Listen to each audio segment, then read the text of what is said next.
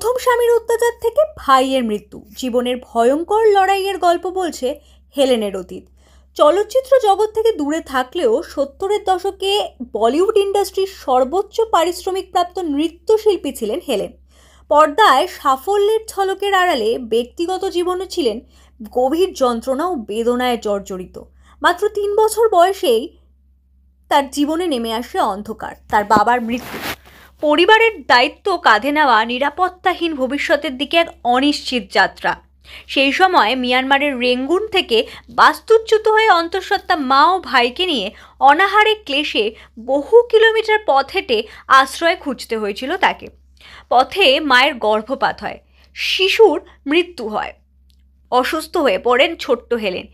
এরপর চিকিৎসার জন্য তাকে ভর্তি করা হয় ভারতের একটি হাসপাতালে। জীবনের প্রথম বড় ধাক্কা খাওয়ার পরও লড়াই চালিয়ে যান তিনি।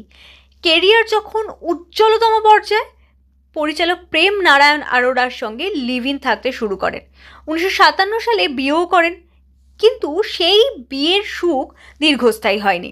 স্বামী তার উপার্জনের ওপর সম্পূর্ণ নিয়ন্ত্রণ নিতে শুরু করেন, এমনকি আর্থিক শোষণের জেরে দেউলিয়া হওয়ার মুখে পড়েন অভিনেত্রী। ব্যাংক বাজেয়াপ্ত করে তার বাড়ি। প্রায় 16 বছর ধরে সংসার টিকিয়ে রাখার ব্যর্থ চেষ্টাও করেন হেলেন। সন্তানহীন দাম্পত্যে সম্পর্কে বিষাক্ততা এতটাই বেড়ে ওঠে যে 1978 সালে নিজের জন্মদিনেই প্রথম স্বামীকে ডিভোর্স দেন তিনি। ডিভোর্সের পর জীবনে আর্থিক এবং কর্মহীনতার সংকট সামনে আসে। কাজের সুযোগ কমে যায়, একসময় ভাড়া দেওয়ার মতো পর্যাপ্ত অর্থ ছিল না তার হাতে। এমন ভয়ঙ্কর সময়ে জীবনের মোড় ঘুরে সেলিম খানের সঙ্গে পরিচয়।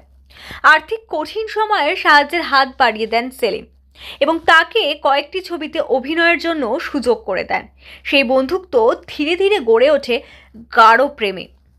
1981 সালে বিয়ে করেন সেলিম খান ও হেলেন।